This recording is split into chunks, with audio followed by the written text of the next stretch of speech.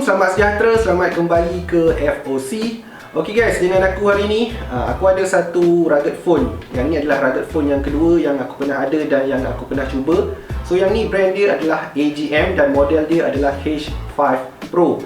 So aku dah gunakan AGM H5 Pro ni lebih kurang 2 bulan. Dan sekarang ni aku nak ceritakan sikit lah pengalaman aku menggunakan handphone ni, dan juga aku akan kongsikan sedikit spek dan details mengenai handphone ni. Jadi sebelum tu kita recap balik, rugged phone tu adalah phone yang tahan lasak. Daripada segi binaan dia lebih kukuh lah berbanding dengan handphone-handphone yang biasa. Antara ciri-ciri rugged phone ni, satunya dia shockproof. Maksudnya kalau jatuh tu dia punya body ni dia tak mudah pecah. Yang keduanya dia waterproof, boleh kena air, boleh masuk air. Dia juga dustproof, dia tahan habuk, tahan debu tanah. Dia tahan suhu ekstrim, sejuk dan panas. Dan biasanya rugged phone ni dia datang dengan kapasiti bateri yang lebih besar compare dengan handphone-handphone biasa. Disebabkan ciri-ciri yang lasak dari itu, rugged phone ni biasanya dia lebih berat, dia lebih tebal kalau nak dibandingkan dengan handphone yang biasa. Siapakah target pengguna untuk rugged phone ni? Adalah orang-orang yang mungkin suka buat aktiviti luar, aktiviti outdoor, ataupun memang orang yang kerja dia tu memang kerja yang lasak lah. Contoh dia mungkin military personnel, mungkin askar, polis yang biasa kerja dekat luar tengah panas, tengah hujan. Atau mungkin juga kepada abang-abang rider ataupun kaki-kaki adventure touring, ataupun memang orang yang kerja dia dekat luar yang lasak. Contoh macam orang buat kerja kontrak ataupun orang kerja dekat ladang. Jadi dengan menggunakan rugged phone ni, dalam situasi ataupun keadaan pekerjaan yang lasak tadi tu, kalau in case phone ni terjatuh ataupun masuk air ke, InsyaAllah lah potensi tinggi lah phone ni cuma akan cala-cala je lah, dia tidak akan rosak. So itu adalah target pengguna untuk rugged phone ni. Ok guys, seterusnya aku akan kongsikan highlight secara ringkas mengenai spek untuk AGM H5 Pro ni. Untuk operating system dia menggunakan Android 12. Untuk prosesor pula dia menggunakan MediaTek Helio G85. So agak powerful, jadi kalau korang nak main game dengan handphone ni tak ada masalah. Untuk model H5 Pro ni dia didatangkan dengan 8GB RAM dan 128GB ROM. Untuk screen size dia adalah 6.5 inci. Dan untuk dia punya battery capacity adalah 7000 mAh. Dan untuk berat handphone ni, berat dia adalah 360 gram. Untuk spek kamera kamera H5 Pro ni, untuk main kamera dia menggunakan kamera Samsung 48MP sebagai main kamera. Dan untuk kamera depan ataupun kamera selfie dia menggunakan kamera Sony IMX 20MP. Dan yang paling best, handphone H5 Pro ni dia ada 20MP infrared ataupun night vision camera. So yang tu yang aku paling suka. Selain daripada itu, handphone ni daripada segi dia punya ketahanan dia certified as IP68, IP69K dan juga military standards 810G certified. Jadi dia memang tahan lasak. Daripada segi charging dia support dua method untuk charging. Satunya adalah charging yang biasa menggunakan USB Type-C tu, dan juga dia support dock charging macam ni. So yang ni adalah dia punya charging dock lah. Charging dock, korang boleh charge macam ni. Dan satu lagi daripada segi spek yang special untuk handphone ni ada 109 decibel mobile speaker, which is claim sebagai mobile speaker yang paling kuat lah pada waktu sekarang ni dalam kategori mobile phone. Jadi speaker ni memang sangat-sangat kuat. Untuk perbandingan, kalau korang nak tahu 109 decibel tu macam mana kuat dia, korang boleh refer kepada gambar ni. Ni adalah perbandingan dia. 109 decibel tu dia lebih kurang sama dengan bunyi siren guys.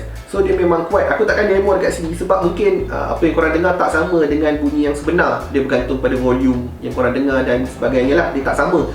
Tapi memang serius aku cakap, memang dia punya speaker ni memang betul-betul kuat guys. Kita pergi kepada harga dia pula. Handphone ni dah masuk ke pasaran Malaysia. Ok, harga dia dalam 1300 plus ke 1400. Tu harga di pasaran Malaysia untuk waktu sekarang lah. Aku dah guna phone ni selama lebih kurang 2 bulan. Dan aku dah buat beberapa ujian untuk test ketahanan phone ni. Dan aku akan kongsikan beberapa klip aku punya ujian tu. Ok, first kali aku ada bawa handphone ni pergi kayak fishing dan aku test masuk dalam air masin. Dan ini adalah klip dia.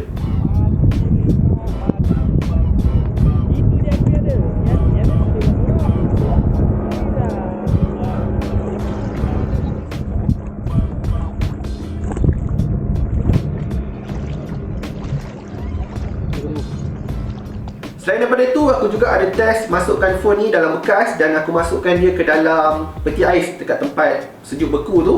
Aku bekukan phone ni, aku nak tengok ada tak apa-apa efek kan. So So ni adalah clip dia.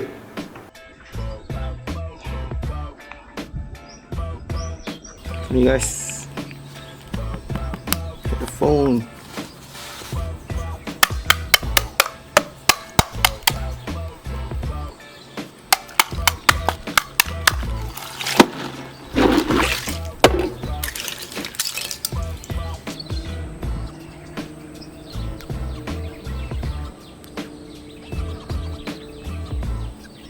Untuk dia punya night vision pun aku dah test. Waktu yang trip ataupun episod yang aku stranded tu, aku menggunakan handphone ni. Dan ini adalah beberapa sedutan klip aku record menggunakan kamera ni.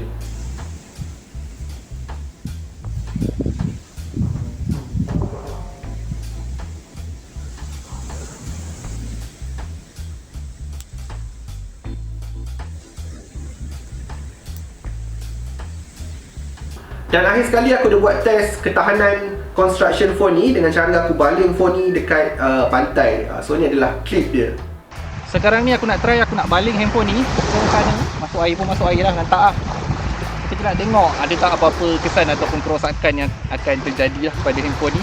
Sekarang ni aku nak baling Alright.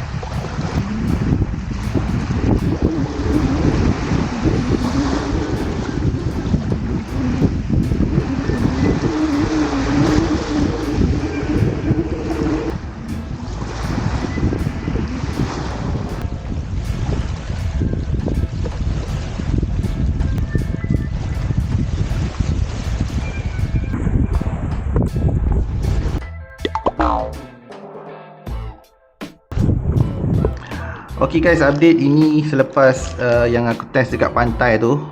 Screen dia pecah guys. Pecah memang pecah, betul-betul pecah punya. Tapi masih boleh on lagi, masih boleh charge apa semua. Cuma kalau tak dalam plastik lah, takut kaca dia kan. So yang ni AGM ada hantar kat aku screen replacement. So aku akan gantikan screen ni dan aku akan sambung lagi dia punya review lah. Seperti mana yang korang tengok dalam klip yang terakhir tadi, berlaku sedikit masalah lah ataupun insiden. Screen dia pecah kan waktu aku test baling kat pantai. Untuk balingan yang pertama tu still ok sebab dia landing bahagian tepi tau. Yang balingan kedua tu dia memang landing, dia punya screen tu landing betul-betul dekat atas pasir ataupun ada batu-batu lah. And then memang dia letak 1000 lah. And then bila aku check balik spek untuk phone ni, rupanya dia tak menggunakan Gorilla Glass.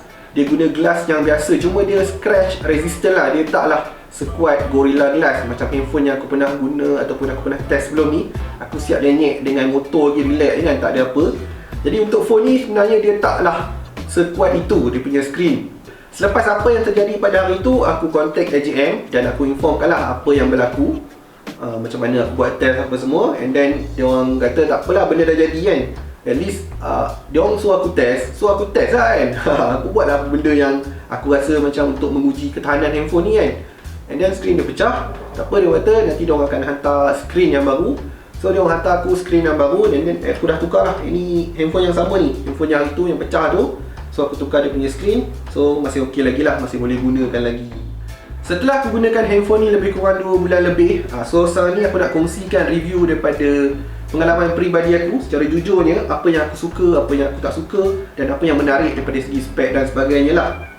Ok, satu yang aku suka adalah dia punya kamera night vision ataupun infrared kamera dia, 20 megapixel night vision kamera dia. Aku suka sebab aku boleh gunakan waktu aku camping waktu malam. So dia boleh merakamkan momen-momen yang ataupun footage-footage yang menarik lah, yang boleh menambahkan lagi keunikan video camping aku lah. Ada something new lah, ada footage night vision. So memang aku suka yang tu. Salah satu selling point untuk handphone ni adalah speaker dia yang super kuat. Tapi bagi pendapat peribadi aku, dia tak kena kepada semua target market lah. Aku rasa tak semua orang pun akan menggunakan ataupun nampak apa kepentingan ada speaker yang kuat tu. Tapi ada dia punya niche ataupun market orang yang mungkin dia boleh menggunakan ataupun menggunakan kelebihan yang ada pada kekuatan speaker kamera ni. So apa yang aku nampak daripada pandangan peribadi aku, korang mesti ada pernah jumpa ataupun kenal orang-orang yang jenis memang suka buka muzik kuat waktu kerja ke, waktu dekat mana-mana lah. Contoh dia macam member-member dekat bengkel, dekat workshop, ataupun orang-orang yang biasa buat kerja kontrak ke, buat kerja rumah dekat ladang. Kan mesti ada orang-orang yang suka dengar muzik sewaktu buat kerja. Aku rasa ini handphone yang dia orang boleh consider lah. Sebabnya dia punya speaker aku cakap memang betul-betul kuat, memang kuat. And then dia punya bateri pun tahan lama. Kalau korang nak pasang lagu tu memang tak ada masalah lah. Kalau nak pasang daripada pagi sampai ke petang tu memang tak ada masalah.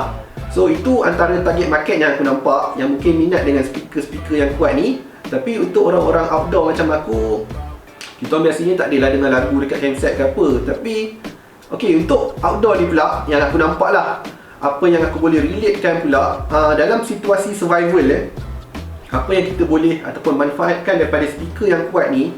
Kita ambil lah situasi di mana berlaku korang sesat dalam hutan, and then 2-3 hari ke kan, and then ada orang buat SAR, Search and Rescue. Apa yang korang boleh gunakan daripada kamera ni adalah, daripada handphone ni, korang boleh gunakan dia punya kekuatan speaker tu untuk korang tarik perhatian. Sebab dalam situasi survival ni, kalau korang nak jerit selama berjam-jam ataupun berhari-hari tu, korang takkan mampulah. Dan itu pun boleh, aku cakap, memakan tenaga korang. Jadi korang boleh gunakan kekuatan speaker dia tu, korang boleh record, korang minta tolong ke apa, and then korang boleh play balik tau. Untuk dalam situasi survival tadi tu, yang paling cantik sekali adalah korang boleh padankan, korang boleh pakai whistle ni. Okay, whistle ni adalah salah satu barang yang memang sangat-sangat direkomendkan lah untuk orang yang masuk hutan ataupun pergi laut. Even dekat life jacket pun ada whistle kan. Jadi dia sangat-sangat boleh membantulah dalam situasi survival untuk menarik perhatian. Jadi cadangan aku, korang boleh gunakan tiupan whistle ni tambah dengan mungkin suara korang minta tolong ke apa, and then korang boleh record menggunakan handphone ni, and then korang just play berulang-ulang kali dengan volume yang kuat lah untuk menarik perhatian tim SAR. Korang boleh record suara korang minta tolong ataupun menjerit tu dengan menggunakan apps voice recorder yang ada dekat handphone. Okay, and then korang pergi dekat player. Okay, aku gunakan YouTube Music.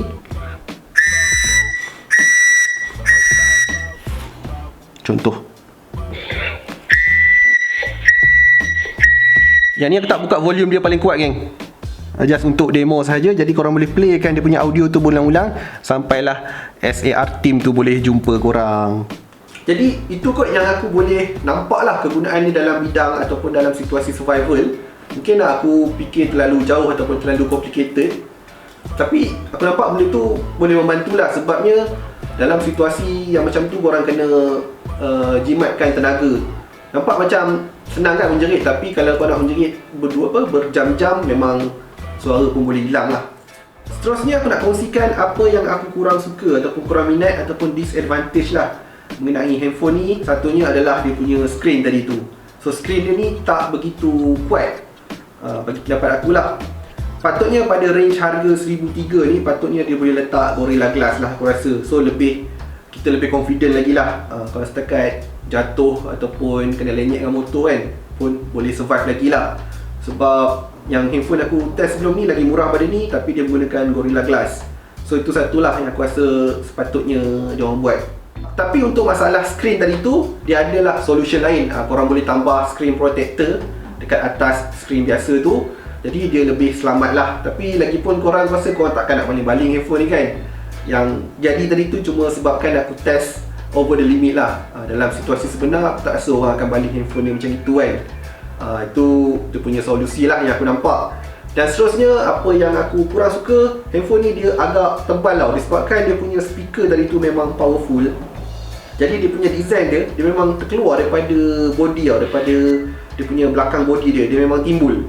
Jadi dia membuatkan handphone ni memang betul-betul tebal dan besar dan berat. Jadi kalau untuk bawa dia tu, contoh kalau korang pakai seluar jeans, aku rasa memang yang fit memang agak ketat lah nak masuk dalam poket. And then kalau korang pakai seluar track shoot, kalau korang pergi jogging ke apa kan, letak dalam poket, aku rasa memang agak boleh londeh lah. Memang berat. Jadi solusi dia, kalau korang nak pakai handphone ni, mungkin korang kena ada sling bag ataupun posh bag ke macam tu lah untuk bawa handphone ni.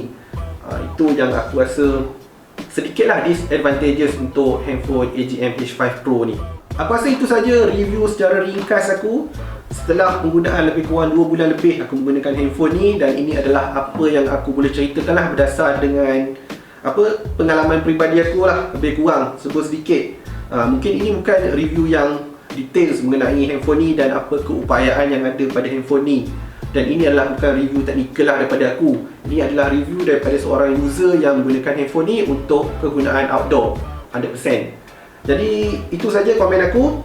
Handphone ni dia memang dah masuk dalam pasaran Malaysia. Aku akan letakkan link dia dekat bawah, dekat deskripsi. Dan aku juga ada extra satu unit lagi kalau korang nak, boleh pergi kat Shopee aku. Jadi terima kasih kepada korang yang telah menonton video ni sampai habis. Terima kasih. Aku jumpa korang lagi di video akan datang. Assalamualaikum. Bye bye.